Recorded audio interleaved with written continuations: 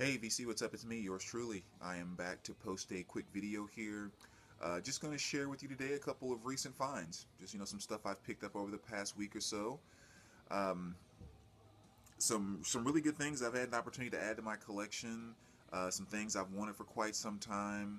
Um, One really awesome new reissue that just came out that I had been waiting for so long, and just kind of a bunch of random things. You know, I think I did mention in a video, one of my videos like 2 or 3 weeks ago or something like that, that I'd won this thing at work, and the prize was their gift certificates, and there was kind of a list of places that we could choose to get the gift certificates from, and one of the places on that list was Barnes and Noble. So I decided to take that, and it was about $150, $200 of gift certificates that I had won, and so I kind of used that to go, obviously, purchase some vinyl from Barnes and Nobles. Um, which is really kind of nice too, because not only is it great to have a gift certificate and all that kind of stuff, but um, I really liked when I was kind of digging around and picking up some things. There were some things that I was picking up that, yes, I wanted to have, but I never would have paid for those items.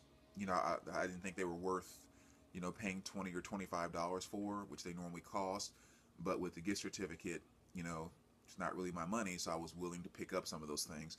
So it was kind of nice to be able to get a number of pieces into my collection that maybe I probably normally, wouldn't have. So that was kind of exciting in its own little way. But let me kind of just go through and show you a few things here. And there was this one store that I went to on Friday, actually. That's in a town that's like a couple hours away, which I've only been to this particular store, I should say. I've only been to it twice, and this was the second time. So I don't make it to this town that often, and just kind of, I guess, not negative, but just kind of one of those stories, where the store owner was just kind of, but. I'll kind of share that to you when I come up with maybe some of the records that I got on that particular trip. So, but let me just kind of dive right in and start sharing with you some of the things that I picked up. First, we'll start off here with McCoy Tyner, and this is Expansions. And I've always been a pretty, you know, big Tyner fan, but I just was not familiar with this album. I hadn't heard it before, and had an opportunity to check it out, and really good stuff. It's the best way I can describe it is it's traditional jazz with these little hints and influences of free jazz kind of thrown on top. Um, Not in the place necessarily where the whole band is going down a free jazz path, but they'll be on a, like, the bass of the particular track, if you will be very traditional jazz, but then there will be one instrument here or there, or an artist here or there, that will kind of go into somewhat of a free jazz feel type of playing on top of the traditional. So I don't know, that's the best way I can describe it, but I really enjoyed it because I'm a huge free jazz fan. So great album to discover, and even just listening to it once all the way through, I can definitely tell this is going to move up some of my favorite McCoy albums for sure. Because Real McCoy has always been my favorite by him, but that's a fantastic album. I was very impressed. Let's see, one of those pickups I was talking about that I've been wanting to get for quite some time, but just kind of wasn't willing to buy a new one myself. I was really happy to pick up this copy of NWA Straight Outta Compton. So gift certificates came in really handy on this one. Or actually, no, this wasn't a gift certificate. I got this at the store I normally go to, where I have all my credit from the trade-ins. That's where I got this from. But yeah, I mean, same difference. I've been wanting to get this album in my collection for quite some time, but again, I just didn't feel like it was worth 25 bucks. I mean, just in terms of wanting it that bad in my collection. I mean, I have the CD. It's a classic album in the whole nine, but definitely glad to finally get a copy of that. And it really is an album that you should have in your collection. I mean, it's a classic album, and not only that. I mean, it's kind of like, just out of pure respect, you should also have this album in your collection. And I say that from a standpoint of, you know, when you think about moments in time, especially within music, of course, moments in time where you actually are there to see, experience, and know that you have seen and experienced a clear, you know, pinpoint change in direction of the music world on a just a huge, significant level. That's kind of rare. You know, a lot of us don't get that opportunity. Um, you know, all of us aren't old enough to say that we were there in our teens or 20s or whatever when the Beatles, you know, came in and did what they did to music overnight, or Elvis or that type of thing. And we may look back on it and discover it and so forth, but we weren't actually there. But one of the more recent ones, you know, where you're really going back to the late 80s and early 90s, you know, there were quite a few of us that were around when NWA Straight Outta Compton, and then I also put Nirvana's Nevermind, you know, came out during that time frame. And both of those albums just totally and completely changed the world of music just on a dime. Um, and like I said, you don't get a chance to experience that too often with albums, and this definitely did that. Um, you know, up to this point in time, when you're dealing with hip hop, you know, it was all about really kind of the lighter, my opinion, the funner, if you will, side of hip hop. You know, that was back with your Run DMCs, your Fat Boys, your Dougie Fresh and the Get Fresh crew, Audio 2, Three Times Dope, Dana Dane, Slick Rick, and I mean just all that kind of stuff, which I freaking love. I think that was the best of the best out in my opinion. But then when NWA came around Straight Outta Compton, I mean it was just a clear point that hip hop was just going, or rap I like to say, I don't like to call this hip hop. Rap just completely went in this totally different direction. They just sparked a whole thing. And just like most things, you know, when you have what I like to call the pendulum effect, you know, it's like when with a lot of times in life when we want something to happen, like say you want to in your relationship you want to, you know, to have all the good stuff, you know, the really great high intense good feelings.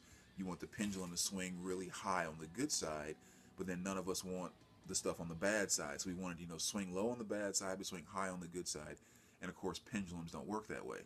You know, if you're able to get some of those great feelings, that same person can probably hurt you just as bad. You know, it's so I'm saying all of that just to say I kind of experience. I think we experienced the exact same thing with music as well, because when NWA took what they did to that, you know, more hardcore side, what we also saw was the spawn of that movement back towards what I like to refer to as that back to Africa movement, and the, you know, the more knowledge and base side of hip hop and all of that. So it's kind of like when you really look at what they sparked between what they influenced and what was actually fighting against them, so to speak, you know, they just spawned this whole movement in the world of hip hop that just, I mean, so you have to give them credit for that. And then you can say a lot of the same things about Nirvana on, you know, Nevermind on the rock side too. That's, I mean, that's a whole discussion as well. But anyway, blah blah blah.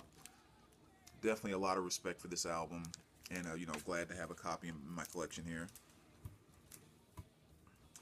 And in true fashion, as Mr. Hall of Fame will always do, we'll go from NWA to Enya, because that's how we roll. And this is another new reissue of the Scalps Fear, which again I was extremely excited to see that they had reissued this as well. I'm sure you guys saw my video a week or two ago when I was showing a Day Without Rain and how excited I was that they had, you know, issued that on vinyl. I actually noticed that they reissued a couple of Enya's albums, so had a chance to pick this one up as well. You know, and you guys know how I feel about Enya. To me, I love her to death. You know, just fantastic artist. I love her stuff. I've always said if I had the option of choosing 5 artists that would come to my hometown to do concerts on 5 different weekends, and I got to have front row center seats to all 5 concerts, what are the 5 artists or bands I would choose? Enya would be one of them, because I would love to see her live. Oh man, that would be very, very awesome. So yeah, awesome pickup there. Definitely happy to grab that. Let's see here. And the next one here, this one literally is on uh, from just an album in my collection, is at Grail status level. It's not a Grail because it's rare, at least not now. It's not, and it's not a Grail because of value. It's just one of the albums. If you look at any of my videos over the past however many years I've been in the VC, there's a handful of albums that I've said repeatedly, I wish they would get this on vinyl. I wish they would get this on vinyl. And last week they finally pressed it and released it, and it is the one and only the Cranberries. Everybody else is doing it, so why can't we? I have been waiting for this album to be pressed on vinyl for I don't know how long. I was just as excited as I was when Enya's A Day Without Rain, as well as all the Iron Maiden reissues that have recently come out. You know, between those three sets of, or those reissues of all those albums, I mean, it's been a long time since I've been that excited about something new coming out. And yeah, so this is, yeah, like I said, literally, blah blah, literally, you know, this feels like a Grail, you know. And again, it's, you know, it's very well pressed, you know, nice heavy vinyl, sounds pretty good. Nice heavy gatefold cover, even though it's only a single LP, which I really liked. Matter of fact, it was so large that I took one of the bigger sleeves that I had and it still didn't fit. And I had to actually open the top so it would fit in there. But yeah, just great all around pressing. You know, really, really good stuff. And they didn't throw that ridiculous, you know, $34.99 or $40 price tag on it. It's $25, which is fantastic. So I was so excited to get my hands on this. I've been wanting one of these for so long. And, you know, songs like Dreams and Linger and, you know, some of their bigger hits, but there's just a lot of great stuff on this album from front to back. I think it came out in '93. It was their debut album. But yeah, just, I mean, fantastic. I was so excited to get my hands on this. So that was very exciting. Let's see, move along here. Here's some of the others that, yeah, I picked up from the Barnes & Nobles. The Wallflowers. This is Bringing Down the Horse. I remember this album first came out. I mean, I used to listen to it a lot. I still like it. I don't listen to it as much, but it was nice to kind of see when it had been pressed on vinyl. And so I went ahead and picked up a copy of that, and you know, I had a chance to kind of throw it back on, and it reignited some of those, you know, feelings and thoughts I had about it when it first came out. So that was a great addition as well.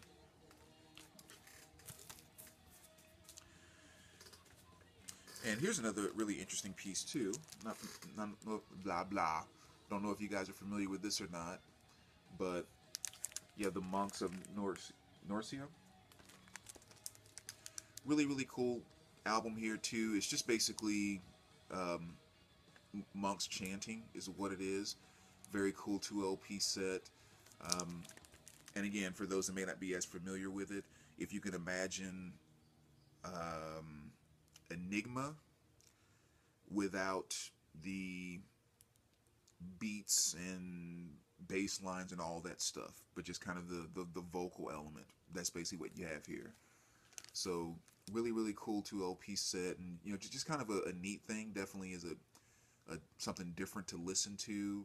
Emotionally, definitely kind of takes you to a different place, and it's, you know, it's a really cool album. So that was another nice pickup, as well as this one here, which is Lindsey Stirling. And this too is, again, it's just kind of an instrumental. I mean, you can kind of tell by the picture there, you know, she's holding the violin there, and she's a violinist. It really kind of borders on, it falls in that category of like the Apocalyptica or the Piano Guys, that type of thing. The thing I like about it is it's kind of, it has somewhat of a flavor of Enya, but more, you know, a little bit more electrified, if you will. That might be, I guess, maybe the easiest way to put it. But yeah, kind of neat, and I'd heard some pieces off this album before and really kind of liked it. But again, it was one of those ones where I was like, well, no, I'm not gonna pay $20 for it. But with those gift cards that came in, it was like a great opportunity to pick it up. So that was another very good pickup. Let's see here. Oh yeah, these are a couple of good ones also. Great additions to the Peter Gabriel collection. This is Up. Nice 2 LP set. Not one of Peter's more, well-known albums, but I mean, it still gets Gabriel, so definitely good stuff there.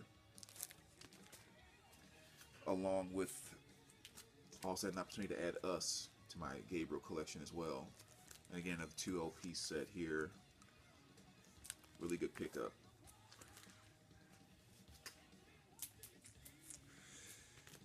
Diana Krall, live in Paris. One of the last pieces that I've been waiting for to complete my Diana Krall collection.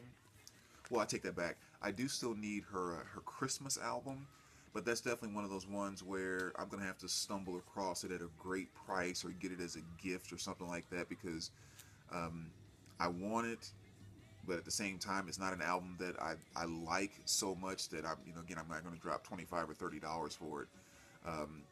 So eventually I'll get my hands on a copy somewhere. But yeah, for the most part, this really kind of completes my Krall collection. I've been needing to get this one for quite some time. So live in Paris, it's just, Krall doing her smooth, sexy jazz vocal thing. And like all of her other stuff, I love it to death. So that was a really, really great pickup. Ben Folds 5. Whenever and Wherever a Man. Another very, Whatever and Ever a Man. I always say that title wrong. But yeah, I mean, I'm sure you guys remember this album as well. This is really kind of the first album I discovered by them when it first came out. The song Brick was pretty big for them. But again, it's just one of those nice ones to finally get a nice copy of and add to the collection. And actually, the more when I was looking at it when I picked it up, I was thinking, I know I've listened to this album a number of times. I had it on CD, but there were so many songs I just cannot remember. So I'm actually kind of excited about going back through and almost kind of hearing it for the first time again to some degree. So another very good pickup. All right, now these last few albums here are a couple of them I picked up at Antique Mall, and then the other 3 or 4 actually came from the store when I was talking about a minute ago, where I just kind of had this interesting experience or whatever. But just kind of real quick. So I went in the store. Again, it's only the second time I've been to the store before. It's definitely a smaller store. And so I go in, and there's a few guys in there looking around or whatever. And then eventually those guys leave, and it's just myself and the store owner. Okay. And he's, just kind of milling around doing different things and blah, blah, blah. And I have a stack of records in my hand, like about this big or so. And again, I'm not necessarily planning on buying all of them. I just, going to kind of see what I wanted to get and this and that. But, of course, he doesn't know that. So I'm carrying around this stack of records, and I asked him, do you have a listening station? And he says, no, I don't really have a listening station set up or anything. And I was like, oh, okay. And I'm thinking, shoot, because, there's a couple of these albums I want to check out just to kind of check condition and everything. As far as, crackles and pops and all that type of thing. So I just continue shopping. And again, it's just he and I in this tiny store. And so I walk over to him. He's at the counter. And I hand him one album. And I say, he's playing records while we're in the store. Stuff's just playing in the back. I even asked him what one of the things was he was playing before he switched albums. And I walk up to him and hand him this one record. And I say, could you mind throwing this on really quick? Just want to kind of take a listen. And the guy just seems like almost loses his mind, and he just goes into this, I don't do that. It's just a waste of time, and just going on and on. I'm sitting there looking at him. I'm like, what the hell is your problem? I have no idea where it came from. And my first instinct, my very, very first instinct, was to take the records and literally throw them into his lap. Literally, that's what I was going to do, and just be like, see you later or whatever. But I kind of refrained from doing that because, and and actually, I don't know, maybe I'll kind of share this too, because I'm yapping with my friends here in the VC. You know, one of the things that I'm sure a lot of us have become very aware of, especially in the U.S. today, is kind of the discourse that is taking place. You know, due to things politically and everything else, just like everyone is just so nasty to everyone all the time at the, you know, drop of a hat type of thing. And I've tried to make somewhat of a commitment to myself to not get drawn into that. Not even necessarily just with things that revolve around stuff politically, but you know, just trying to say on a daily basis, trying to find yourself and put yourself in situations where you don't become just one more part of the going off on someone or yelling at someone or flicking someone off because they cut you off, and you know, uh, whatever little part I can do and not being a part of that. You know, I've tried to beat that into my mind. So right as I was thinking, you know, just to tell this guy what you think and put his records down and just like bail out, I said, okay, don't do it. You know, just whatever. And so I paused for a second. I looked up at him and I said, and like literally I had the records in one hand and I just looked up. I said, sorry, man. Sorry. And I just like turned around and walked and just went back to the stacks and started digging. And he didn't say anything after that. You know, and I'm still sitting there going through the stacks, just like, don't do it, don't do it. You know, I'm still just trying to fight that off. But I was like, okay, I was able to walk away from it, whatever else. So then when I went up to the counter and with the few things I was going to buy, I didn't say anything to him. I just, you know, handed it to him. And he ended up giving me one of the records for free. And then he took $1 off of the other 3 records that I bought. So I'm assuming maybe it hit him that he was being this incredible, just like jerk for. And again, I don't understand where that came from. You know, one customer, one owner in a record store, nobody else is there. Hey, would you mind playing this? And that was this explosive waste of time added. I don't know, it totally blew my mind. But I'm sure a lot of people have different stories, and I've heard different people share stories like that. So that's one of the few true negative stories I've experienced in a record store. So I was able to walk away from it okay, but I don't think I'll ever be stepping foot in that store again.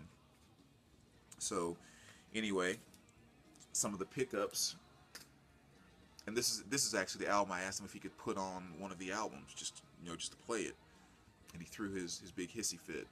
So maybe he hated Stevie Wonder, I just didn't know about it, but anyway, Stevie Wonder, Songs in the Key of Life.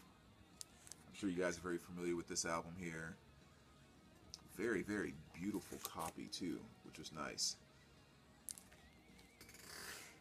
So I did buy that one to replace my other one. So again, if someone needs a copy of this, I have a pretty decent copy on hand, so let me know. Send me a PM or something. Coltrane, live at the Village Vanguard again. Another great Coltrane album. All Coltrane albums are great for that matter. But really great stuff there. And then another one I've been searching for a couple of months now. Isaac Hayes, Don't Let Go. Another one of those albums that's kind of hard to find in really good condition because it was a great album, so it actually got listened to by everyone that bought it a lot. And whenever you combine those factors with a black cover, it's that's just a recipe for a lot of wear, because these albums got used a lot. But this is probably my favorite, well, second favorite album by Isaac Hayes. And of course, got to pick up little Lou Rawls. This is All Things in Time. And Lou is my boy. I tell you right now, Lou is a cool cat, boy. That's all I got to say. And there's a lot of things, a lot of labels you can put on people. You can say, you love this artist, or this artist is great, or he's awesome, she's cool, blah, blah, blah. But there's very few artists, literally a handful. I can probably name 3 or 4 that I would actually describe as being cool cats. When you put those 2 words together. And cool with a K, not a C. And Lou Rawls is one of those few that is a cool cat, boy. That's my man right there. And I mean, he has tons of stuff out, and of course, this has my favorite song by him, which is "You'll Never Find Another Love Like Mine." Uh, Between this and the background vocals that he did on "Bring It On Home" with Sam Cooke, definitely my two favorite Lou Rawls pieces, if you will. So that was a great pickup. And the last two here, a couple really good flea market finds actually. Donna Summer. There's Another Place, Another Time. Just one of her later pieces. I think this came out in '89, I think. 88, 89, somewhere around there. You know, I think the biggest hit off of here is that This Time, This Time I Know It's For Real. But yeah, I mean, it's just still Donna doing her R&B disco thing, which I have loved from her from day one. I mean, I have a pretty decent sized Donna Summers collection, and there's a good reason for it. Cause I mean, I love her to death. Miss her to death as well. I know she passed away not too long ago, so definitely my queen of the disco. And last but not least, a nice replacement copy of this soundtrack, which is Rappin'. So I was very happy to get my hands on a very clean copy of that. Great, fantastic. Well, let me make sure I I qualify this. This is one of those movies that I grew up on. You know, I don't think it never went to the theaters. One of those straight to DVD type movies, and was just absolutely horrible. I mean, it was just, you know, it's almost like a Grease type movie. You know, where you had the movie, but then you also had, you know, musical performances throughout the movie. But like everything that they did was that they had to make these raps about it, and you know, and nobody in the movie was a rapper. I mean, it's People's in there. I mean, come on. It was just like I don't know. It's absolutely horrible, but it's one of those things that got so ingrained in childhood. I love it to death. It's just one of those things that just takes you back to those childhood moments. So, you know, some good songs on here, stuff that just makes me laugh every time I hear it. But you know, songs like "Golly G" by Tough Incorporated, I think it's probably my favorite song off of this album, and it's just great stuff. Stuff takes you back to your childhood. So anyway, there you go. Those are some pickups from the past week or so. Yeah, just always let me know what you think, and we will talk to you soon. All right, take care, VC.